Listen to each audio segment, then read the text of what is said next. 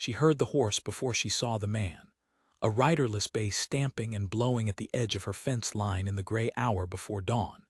And when a leaner Sharp followed the sound with a lantern held high, she found him face down in the frost-stiff grass of the ditch, a stranger in a plain traveling coat, unmoving except for the shallow rise and fall of his back that told her, with relief sharper than she expected from a woman who owed him nothing, that he was not yet dead.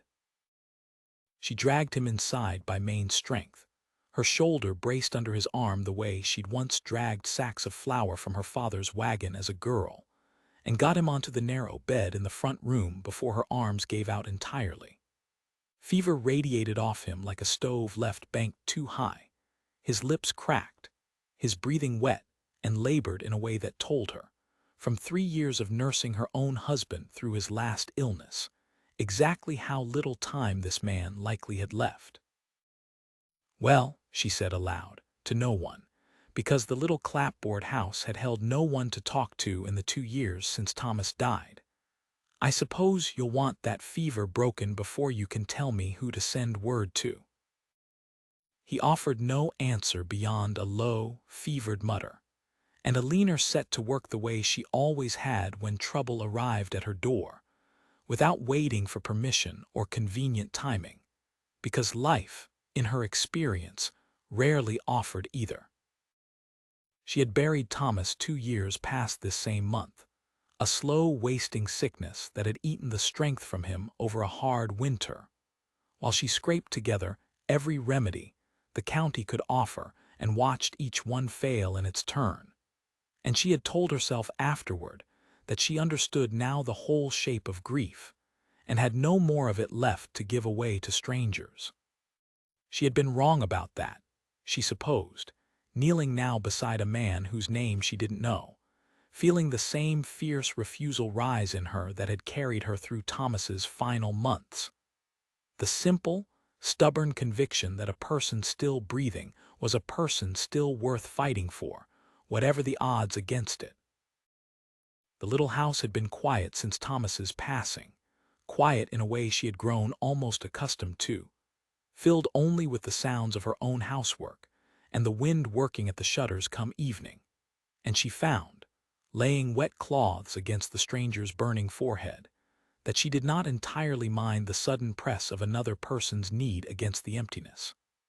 It gave her hands something urgent to do besides mend other women's petticoats for coin that never quite stretched far enough. By full light she had him stripped of his soaked coat, packed with what cool cloths her well water could provide, and had walked the mile into Silverton to fetch Dr. Ambrose, who examined the stranger with a grave shake of his head that Alina had come to recognize, from Thomas's final months, as a verdict rather than a diagnosis. "Pneumonia and advanced," the doctor said quietly, once they'd stepped outside her door. "I can give him something for the fever and quinine if his strength allows it, but the medicine isn't cheap, Mrs. Sharp, and I'll be honest that I don't know if it'll save him regardless." "How much?" $4 for what he needs through the week, more if the fever doesn't break by Thursday." Alina had exactly 90 cents to her name, the whole of what her mending and washing had earned her that month, every other coin already owed to Mr. Corrigan at the mercantile for flour and coal oil she'd need before winter fully set in. She had no family near enough to ask, no friend with money to spare in a town where most families scraped as thin a living as her own, and one possession left in the world that might fetch anything close to $4. She did not let herself hesitate long over the decision, because hesitation was a luxury for women with better options. "I'll have the money by this afternoon," she told the doctor, and walked straight to Silverton's pawnbroker with her wedding ring already twisted from her finger and held tight in her fist, the plain gold band Thomas had placed there 9 years before, in a ceremony neither of them could afford to make fancier, the one object she had refused to sell, even in the leanest months after his death, because it was, she had told herself then, the last piece of him she had left to hold onto. $2, said Silas Vance, the pawnbroker, turning the ring over in the lamplight of his cramped shop with a professional indifference that made Alina's chest ache. It's thin gold, Mrs. Sharp. Sentiment don't weigh on my scale. 3, she said. It's a wedding band, Mr. Vance, not scrap. I'll want it back within the season, and I'll pay whatever interest is fair. He studied her a long moment, something almost like sympathy crossing his flinty face. 3, then, and I'll hold it 90 days before I sell it on account of you always paying your debts square in this town. Don't make me regret the kindness. She left with $3 and an ache where the ring had sat so long her finger felt strange and bare. And by the time she reached home, the stranger's fever had climbed high enough that he'd begun thrashing weakly against the blankets, murmuring names she didn't recognize, Margaret, and a child's name, Thomasina, spoken with a grief so raw that Alina found herself smoothing his damp hair back from his forehead, without quite deciding to. The way she might have comforted anyone in pain regardless of what she knew or didn't know about the cause of it. Hush now, she told him, though he couldn't hear her. Whoever they were, you can grieve them properly once you're strong enough to stand. For now you'll drink this broth if I have to hold your jaw open to manage it. The medicine, once she'd walked back to Dr. Ambrose's office and returned with it, bought them time rather than certainty. And the following 3 days passed in a haze of exhausted vigilance that Alina endured with the same grim competence she'd brought to every hardship since Thomas's death, sponging the stranger's fever, forcing broth and quinine past his cracked lips. Sitting up through the worst of the night hours, when his breathing turned so shallow, she pressed her ear to his chest more than once simply to be certain he still drew it. It was on the 4th morning that his fever broke at last, sweat soaking through the last dry blanket she owned, and his eyes opened clear and aware for the first time since she'd found him in the ditch. "Where?" he rasped, and stopped, visibly startled by the plain little room. The woman bent over him with dark circles under her eyes and flower-roughened hands smoothing a cloth against his brow. "You're at my place, outside Silverton," Alina said. "I found you collapsed by my fence 4 days back, near enough to dead that I didn't stop to ask your name before I hauled you in. You've had pneumonia bad enough to frighten Dr. Ambrose, and worse than that, you've cost me considerable trouble getting you through it. I'd take it kindly if you tell me who you are, now that you're able." He was quiet a long moment, studying her with an intensity that made her wonder, uneasily, if she'd taken in a man running from something worse than illness. "Edmund," he said finally, "Edmund Crow." He did not offer more than that, and Alina, too tired and too practical to press a half-dead stranger for his life story before he'd so much as kept down a full bowl of broth, let it lie for the time being. He was slow to mend and slower to talk in the days that followed, content mostly to watch her move about the small house with an attentiveness she found unnerving, until she understood, gradually, that it came not from suspicion, but from something closer to wonder. A man unused, it seemed, to anyone tending him without calculation behind the kindness. "You needn't watch me like I'll vanish if you look away," she told him once, setting a plate of eggs and biscuit before him at her small table, the first meal he'd managed sitting upright. "I've nursed a husband through his last illness and outlasted worse company than a fevered stranger, Mr. Crow.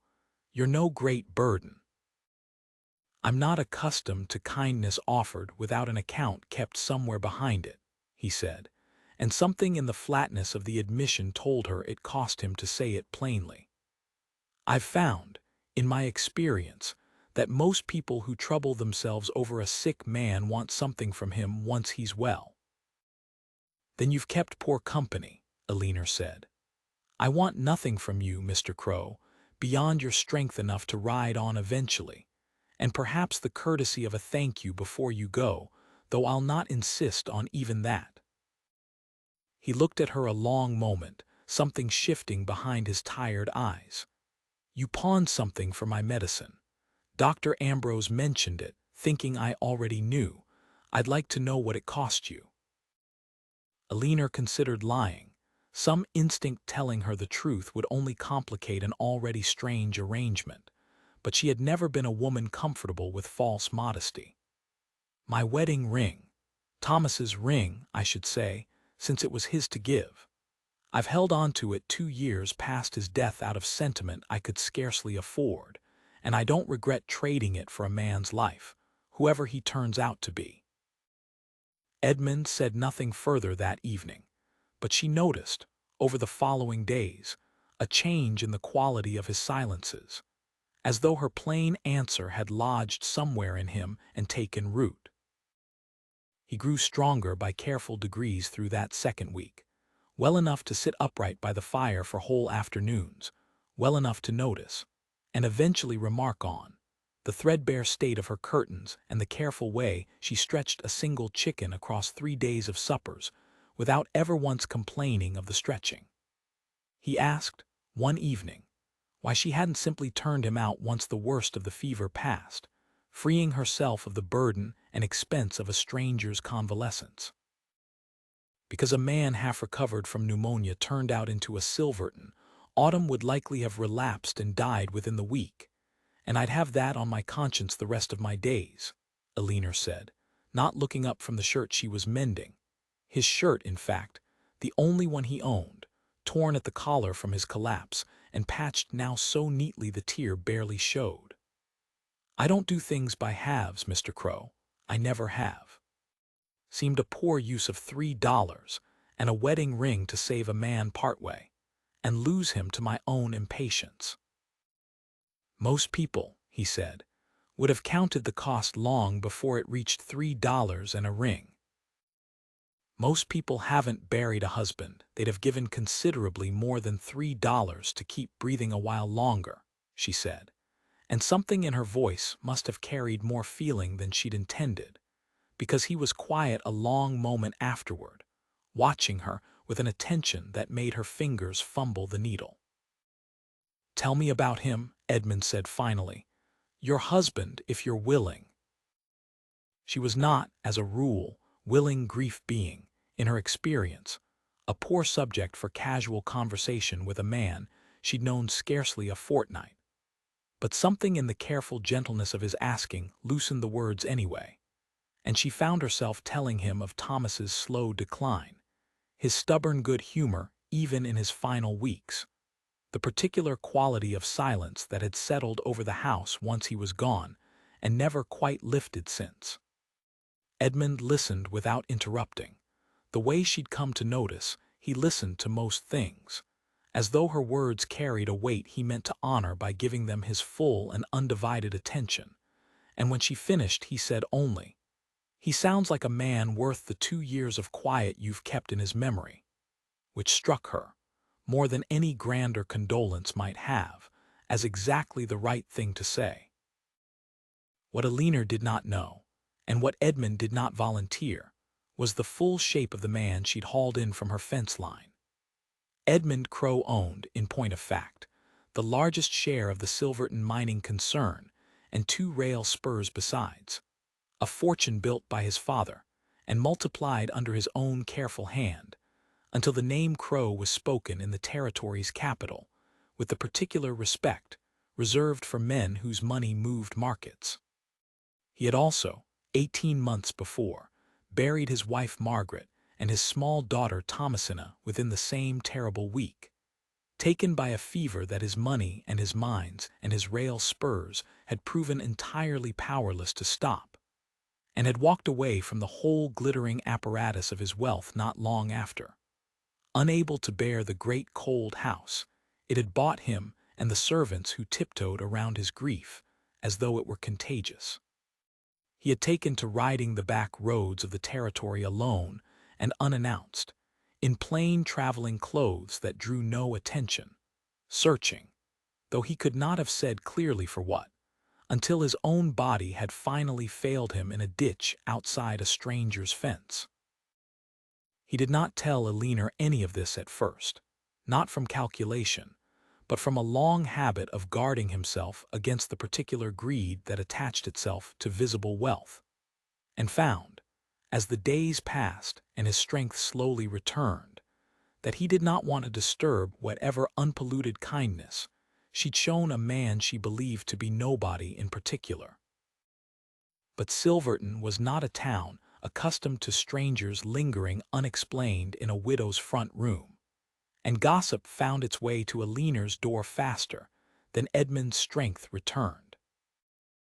"It isn't proper, a woman alone nursing a man she's no relation to," said Mrs. Audley Prout, the preacher's wife, arriving unannounced one afternoon with a basket of donated linens, and an expression that suggested the linens were an excuse rather than the purpose of her visit.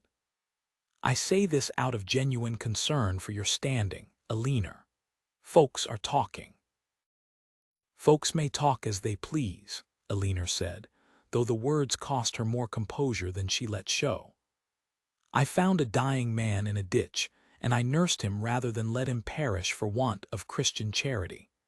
I'd have thought a preacher's wife would count that a mercy rather than a scandal."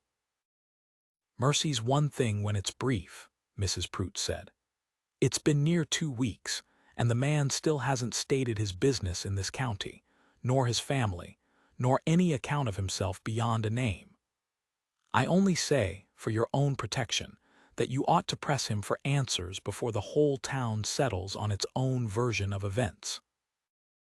Alina closed the door on that visit with her jaw tight and her hands trembling, less from anger at Mrs. Prout than from the unwelcome truth buried in the woman's warning. She knew almost nothing certain about the man sleeping in her front room, and had, without quite deciding to, staked her own hard-won respectability on the wager that her instincts about him were sound. She raised it with Edmund that evening, more bluntly than she'd intended. "The town's talking, Mr. Crow, about a woman alone housing a man with no known business and no family to vouch for him. I've asked nothing of you beyond honesty, and I'll ask it plainly now. Who are you truly, and what are you doing wandering half-dead through this county with no one troubled enough to come looking for you?" He was quiet long enough that she thought he might refuse her outright, and then he set down the mending he'd taken, in recent days, to attempting clumsily with his large hands, as though the small domestic task gave him something to do with his grief. "My name is Edmund Crow," he said. "The Crow of Crow Consolidated Mining, if the name means anything to you, which I gather it doesn't, or you'd have treated me rather differently these 2 weeks. I buried my wife and my daughter 18 months ago, within the same week, to a fever no amount of money could touch, and I have spent the time since riding this territory in plain clothes, because I could no longer stand to be looked at as a fortune rather than a man. I collapsed at your fence because grief, it turns out, is no respecter of a healthy constitution, and you saved my life without once asking what it might be worth to you. I did not tell you sooner because I have grown, this past year and a half, deeply suspicious of anyone who learns what I'm worth before they've decided what I'm like. You are the first person in longer than I can say who decided the second thing first." Alina sat very still, absorbing the shape of what he'd told her, the grief and the wealth both landing at once like 2 stones dropped into still water. "I don't know what to do with a confession that large, Mr. Crow," she admitted finally. "I nursed a sick stranger because it was the right thing to do, not because I hoped he'd turn out rich. I'll own it changes how the town will see this, once it's known. It doesn't change what I already think of you." "And what do you think of me?" he asked, quieter than she'd heard him yet. "That you're a man who's lost more than any fortune could replace, and you know it, which is rarer wisdom than your money would suggest you needed to learn," Alina said. "I think you're mending, slowly, in more ways than the doctor accounts for. I think that's worth more to me than whatever's sitting in your bank in the capital." Something eased in his face at that, a tightness she hadn't fully registered until it loosened. "I'd like to stay a while longer if you'll permit it. Not out of debt for the ring, though I mean to see that righted the moment I'm able to ride to town. Because I find I don't want to go back to being Edmund Crow of Crow Consolidated just yet. I'd rather stay, for a time, being only the man you pulled out of a ditch."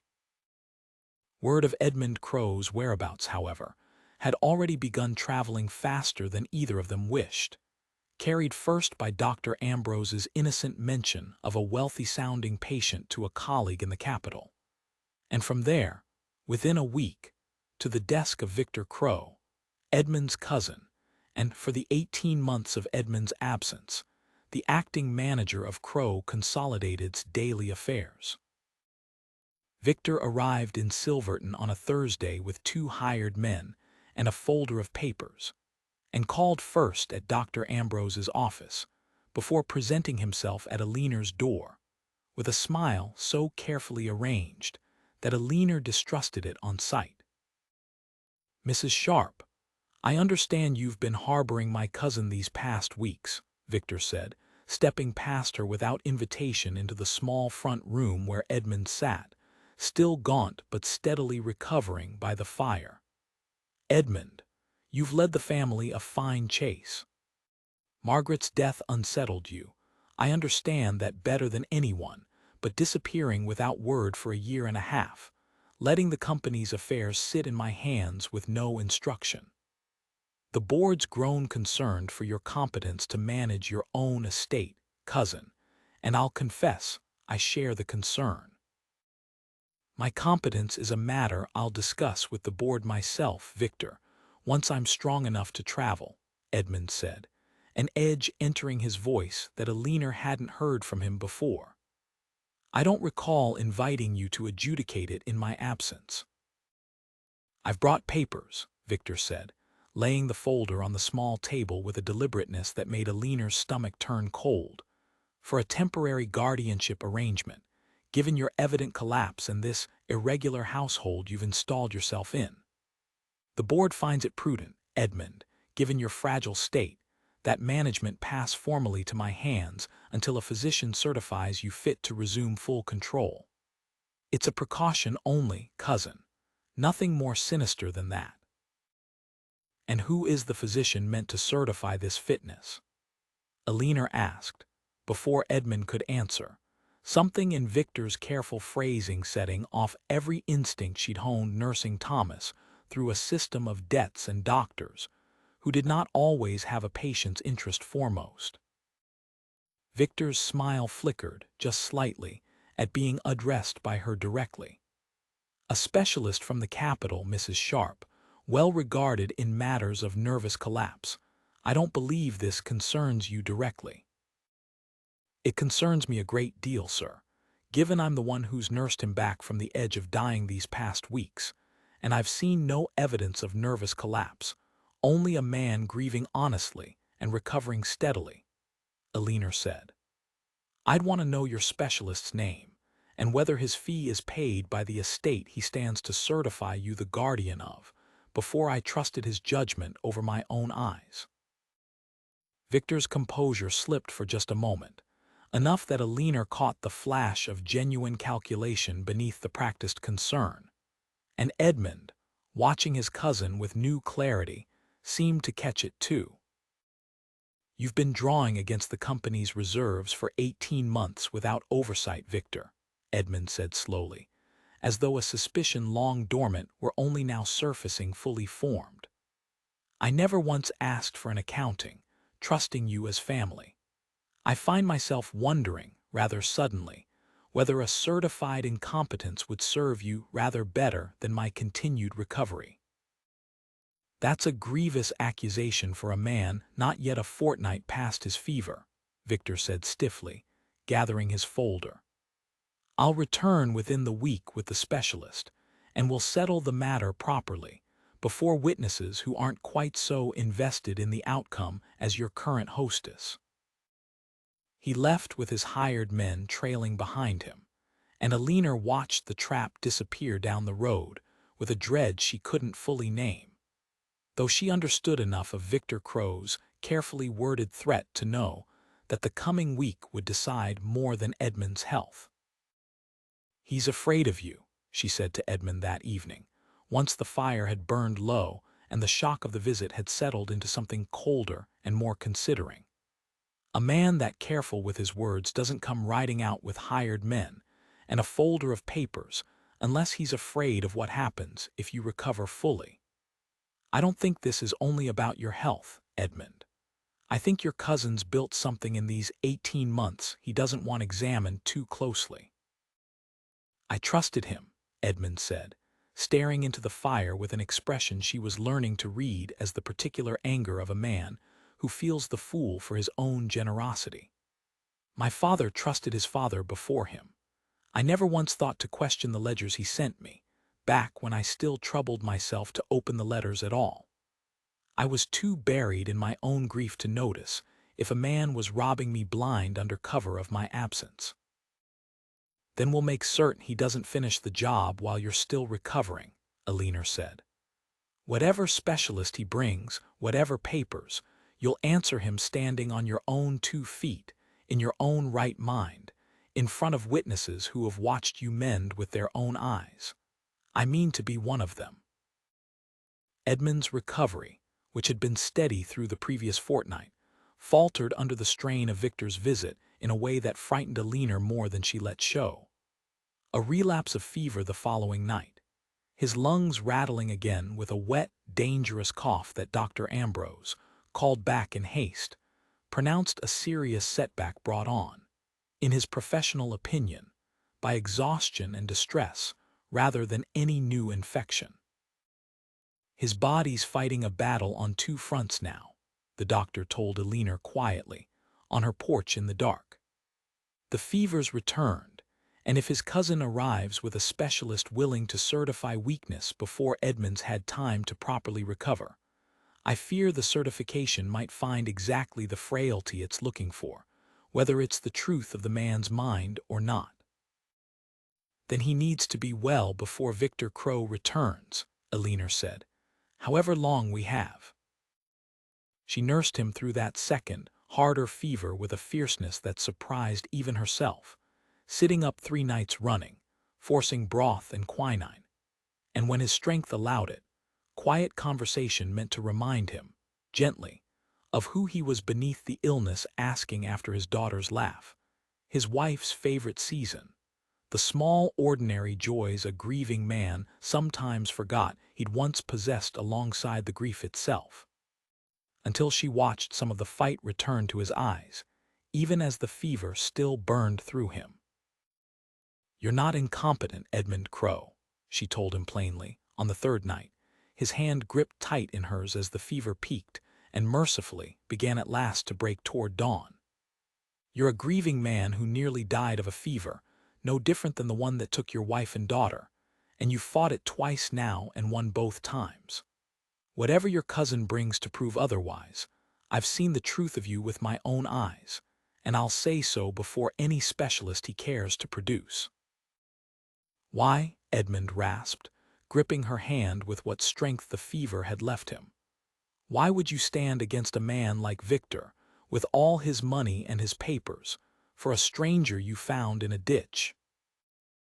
"Because I decided, the first night I dragged you in from that fence line, that your life was worth saving whether or not I ever learned your name," Alina said. "I don't change my mind about a man's worth just because his cousins brought lawyers to argue otherwise."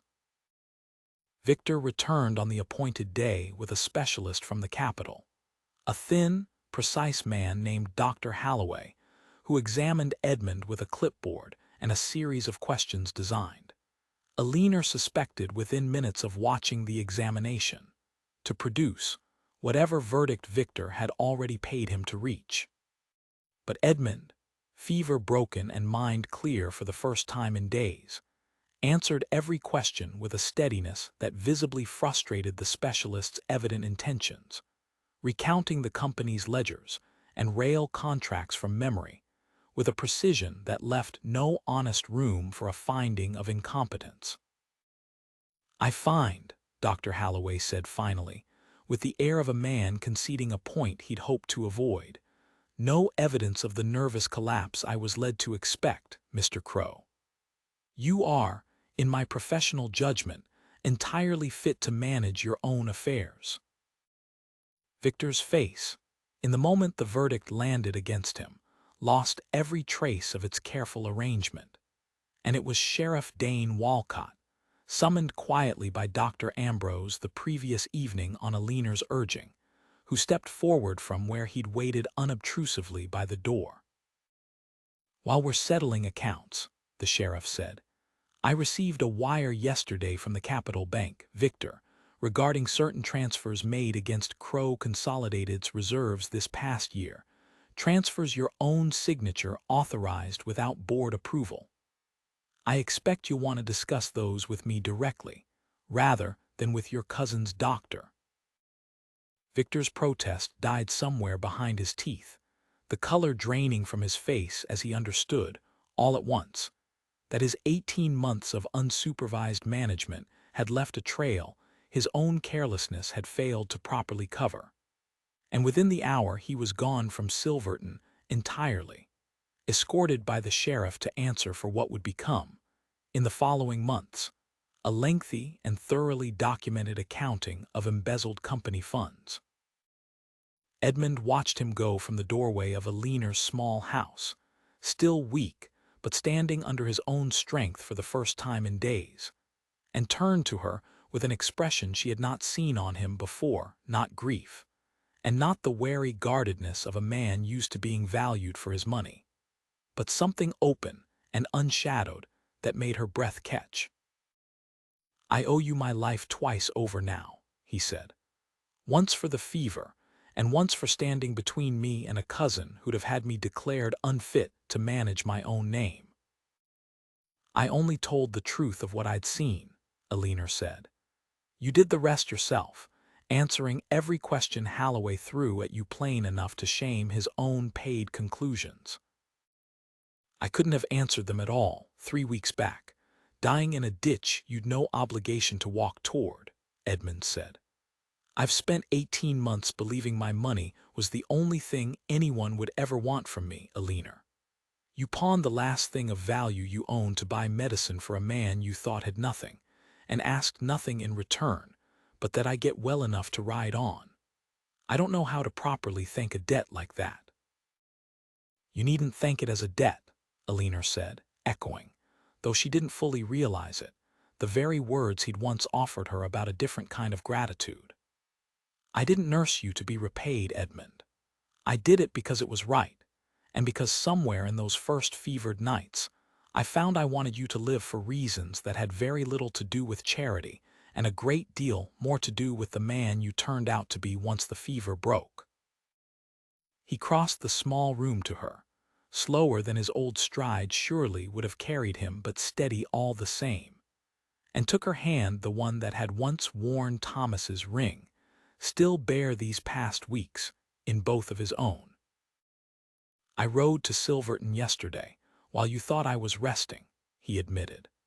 "I redeemed your ring from Silas Vance, with considerably more than the $3 you traded it for. I'd meant to simply return it to you as a debt repaid. Sitting here now, I find I want to ask something rather larger of you instead, if you'll permit an admittedly forward request from a man you've known only a handful of weeks." He drew the small gold band from his coat pocket, Thomas's ring, polished and whole, and did not immediately offer it back to her the way she'd expected. "I can't replace what this ring meant to you, nor would I try. But I find myself wanting, very much, to place a ring of my own beside whatever memory this one holds, if you'd have me not for the fortune Victor tried to take from me, and not out of any debt for what you spent saving my life, but because I have not felt worth loving as a man rather than a name in longer than I can properly say, until a widow with almost nothing to her name decided my life was worth her last $3. Aliner looked at the ring in his open palm, and at the man holding it, gaunt still from illness but steady now in a way that had nothing to do with money, and everything to do with the slow, hard-won mending she'd watched take root in him these past weeks, and found that the answer required no deliberation at all. "I'll have you, Edmund Crow," she said. "Rich man or ditch-bound stranger both, since I find I can't rightly separate the two any more, nor do I want to."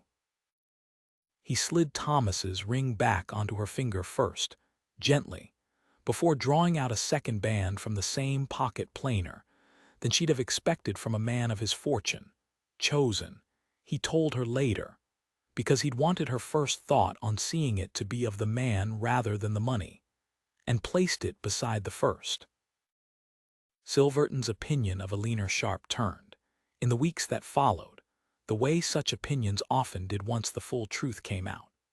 Mrs. Prout herself calling to offer congratulations with a warmth that made no mention of her earlier concerns, and Silas Vance the pawnbroker telling anyone who'd listened that he'd known, the moment Alina Sharp walked into his shop with her ring already in her fist, that she was exactly the kind of woman worth extending 90 days of credit to. Alina kept both rings on her finger the rest of her days, one a memory of a good man loved and properly grieved, the other a promise kept by a man she'd once mistaken for nobody at all, and told the story, in later years, to anyone who asked how the loneliest rich man in the territory had come to marry a widow with 90 cents to her name, that she had never once weighed what he was worth before deciding he was worth saving, and that the deciding, in the end, had turned out to be the easiest choice she ever made. They did not return to the great cold house in the capital that Edmund had once fled, choosing instead to build new, smaller, and warmer on a rise above Silverton, where the morning light came in clean through wide windows Alina had helped choose herself, and where Edmund, in time, learned to speak his wife's and daughter's names without the old flinching grief attached to them, replacing it, slowly, with a gentler kind of remembering that Alina never once asked him to hurry. Dr. Ambrose became a frequent supper guest, and even Silas Vance was known, on occasion, to accept an invitation, gruffly pleased, he claimed, only by the quality of Alina's cooking and not at all by sentiment, though no one in Silverton quite believed him.